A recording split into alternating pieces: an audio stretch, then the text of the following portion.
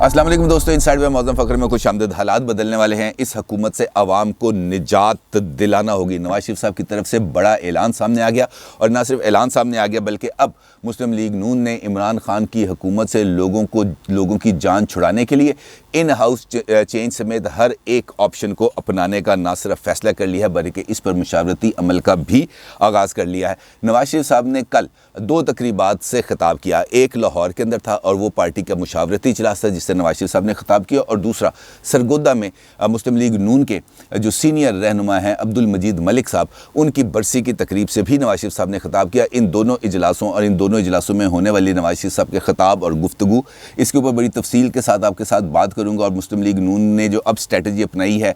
इसके हवाले से बात करेंगे। लेकिन उससे पहले आपको एक तस्वीर दिखाना चाहता हूं जो मुर्दा माशरे में एक ज़िंदा अलामत के तौर पर सामने आती है, क्योंकि कल सियालकोट के अंदर जो कुछ हुआ और जिस तरीके से एक इंसान को, मैं ये नहीं कहता कि वो पाकिस्तानी था या वो कुछ और था, एक इंसान को जिस तरीके से कानून को हाथ में लेकर बर्बरियत का, जुल्म का, तशद्दुद का निशाना बनाया गया, उसने यकीनी तौर पर हर पाकिस्तानी के सर को शर्म से ना सिर्फ झुकाया है बल्कि दिलों को भी रंजीदा कर दिया है। लेकिन इस सारी सूरत हाल के अंदर कुछ ऐसे मख्फी पहलू हैं जो अब कुछ सामने आ रहे हैं। मिसाल के तौर पर ये जो तस्वीर इस वक्त आपकी स्क्रीन पर नज़र आ रही है, वो शख्स जिसके ऊपर मैंने दायरा लगवाया है, ये वो शख्स है जो इस जुनूनी हजूम को, जो इस मुश्तिल हजूम के सामने हाथ जोड़ कर खड़ा है और उनसे ये दरख्वास्त कर रहा है कि भाई इसको कानून के हवाले कर दो। ये जो बंदा जिसकी आपने मार मार कर हड्डियाँ तोड़ दी हैं,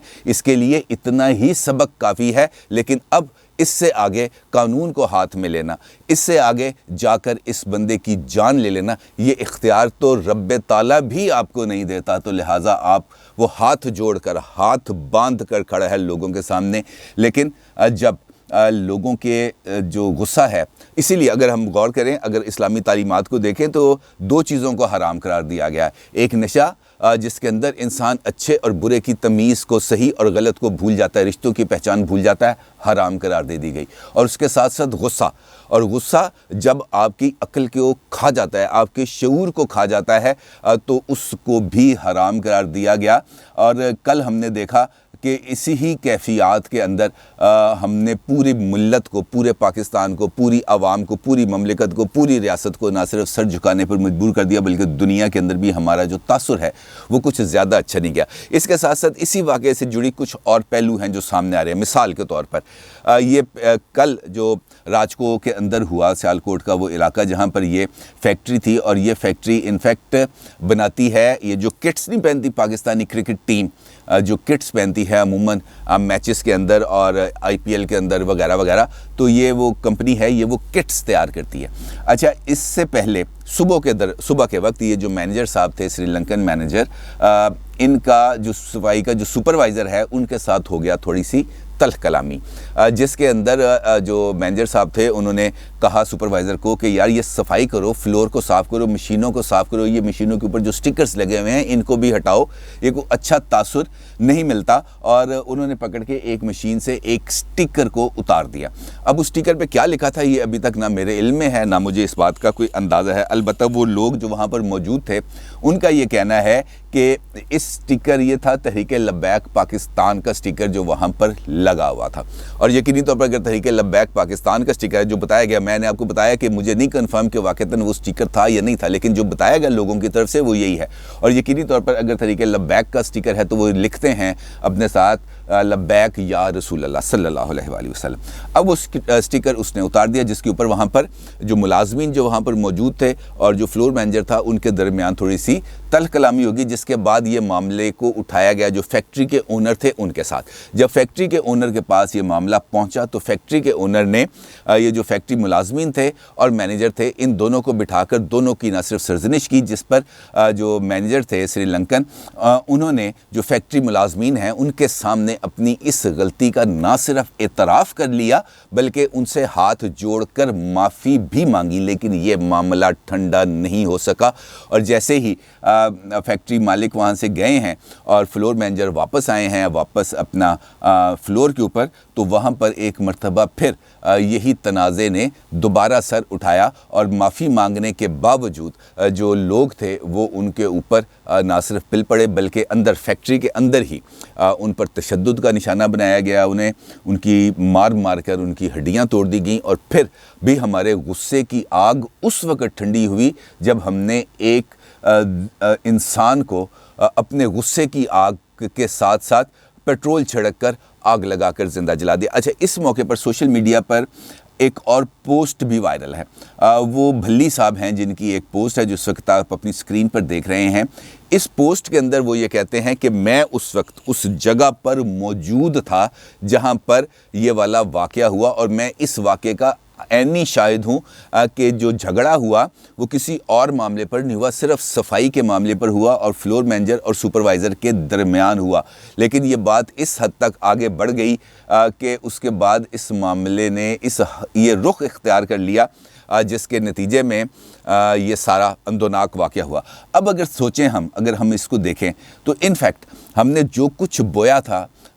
تو وہ آج ہم کاٹ رہے ہیں، کیونکہ جب ہمارے ملک کے اندر عقل کی بات کی گئی، جب ہمارے ملک کے اندر یہ والی بات کی گئی کہ ہمیں اپنے ہاؤس کو ان آرڈر کرنا ہے، ہمیں اپنے گھر کو سیدھا کرنا ہے، ہمیں اس لائن پر جانا ہے جہاں پر جا کر ہم اس شدت پسندی، انتہا پسندی اور مذہبی جنونیت کا ہم کوئی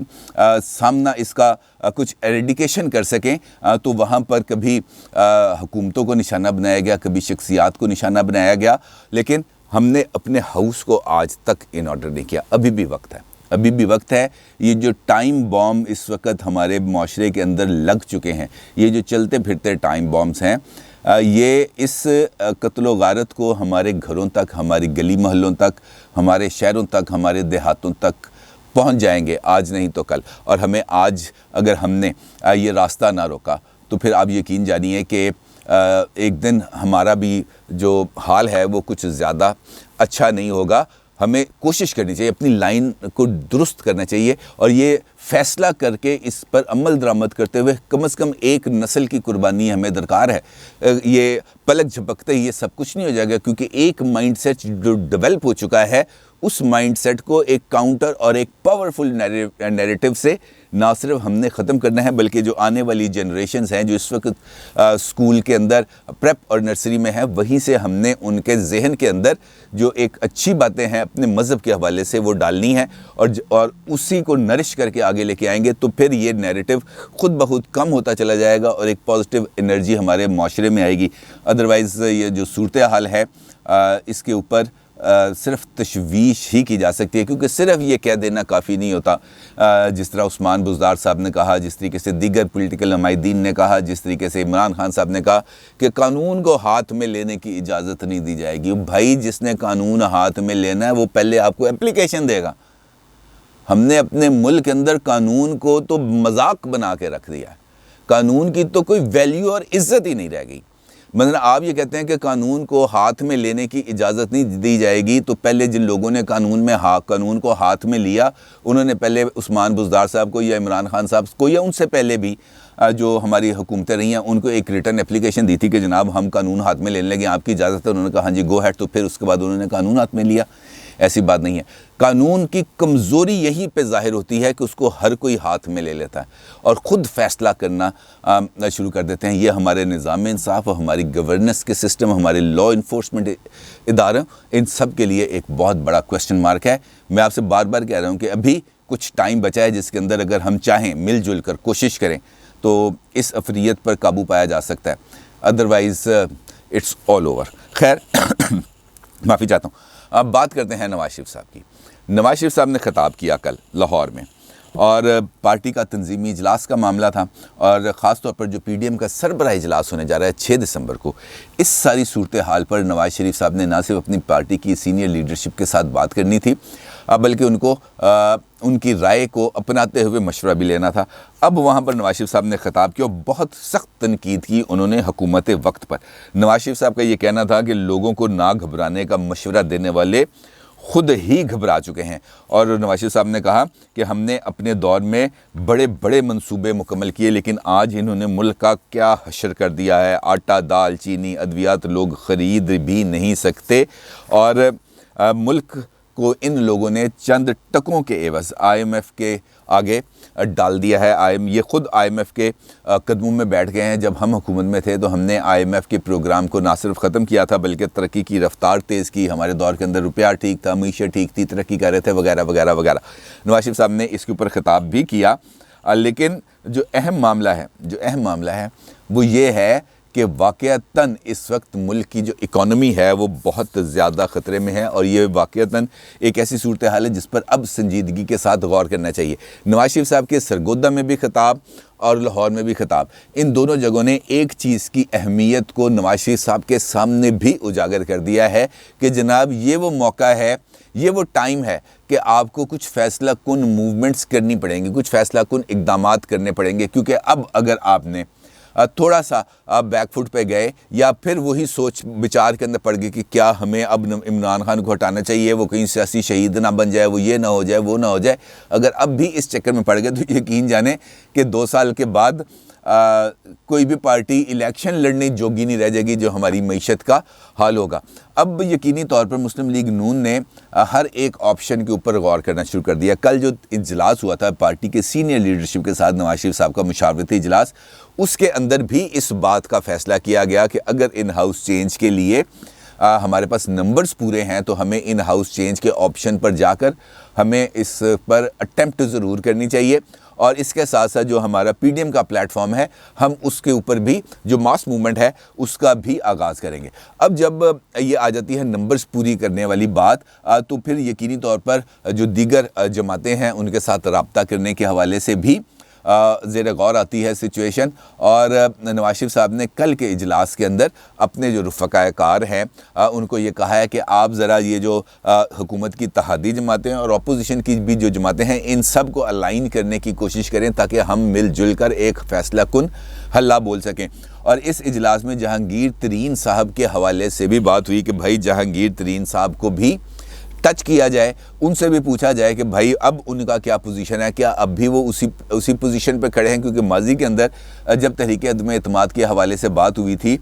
تو اس وقت جہانگیر ترین صاحب کی طرف سے یہ کہا گیا تھا کہ بھائی ابھی نہیں، ہلے نہیں، تھوڑا سا ٹائم دیں، ابھی یہ ٹائم نہیں آیا۔ تو نواز شریف صاحب نے کل اپنے پارٹی لیڈر سے کہا کہ ایک مرتبہ پھر ترین صاحب سے پوچھ لیں کہ اب ان کا کیا موڈ ہے، کیا ابھی بھی وہ اسی ڈوبتے جہاز کے اوپر ہی سواری کریں گے یا کسی فیصلہ کن موو کے دوران وہ اپنی موومنٹ کو تھوڑا سا ری الائن بھی کرنے کی کوشش کریں گے۔ ٹاسک دے دیے ہیں پیپلز پارٹی سے، ANP سے، JUI سے، مسلم لیگ کاف سے، MQM سے، GDA سے، تمام جماعتوں کے ساتھ اور جہانگیر ترین صاحب سے رابطے کے لیے نواز شریف صاحب نے اہم ذمہ داریاں لگا دی ہیں مختلف پارٹی لیڈرز کی، اور شہباز شریف صاحب سے بھی کہا کہ جناب آپ بھی اب دیکھیں اس معاملے کو اب ہمیں کسی فیصلہ کن لیول پر لے کے جانا چاہیے۔ تو لہٰذا بڑے آسانی کے ساتھ اس بات کو کنکلوڈ کیا جا سکتا ہے کہ مسلم لیگ نون نے اب فیصلہ کن مارکے کی تیاریوں کا آغاز کر دیا ہے، اور دیکھنا یہ ہے کہ خواجہ آصف صاحب نے جو پریڈکشن کی تھی دسمبر کے تیسرے ہفتے میں عمران خان کے خلاف تحریک عدم اعتماد لانے کی، کیا وہ پریڈکشن کامیاب ہوتی ہے، اور کیا مسلم لیگ نون وہ نمبرز اور اپوزیشن جماعتیں، متحدہ اپوزیشن جماعتیں، پیپلز پارٹی خاص طور پر وہ نمبر پورا کرنے میں کس حد تک سنجیدگی کا مظاہرہ کرتی ہیں، اور کس طریقے سے نواز شریف صاحب اب یہ جو تاش ہے اس کو اپنی مرضی کے مطابق لگاتے ہیں۔ PDM کا جو 6 دسمبر کا اجلاس ہے وہ اس حوالے سے فیصلہ کن ہو سکتا ہے۔ اپنی رائے کا ضرور اظہار کیجیے گا۔ آپ کا بہت شکریہ۔ اللہ حافظ۔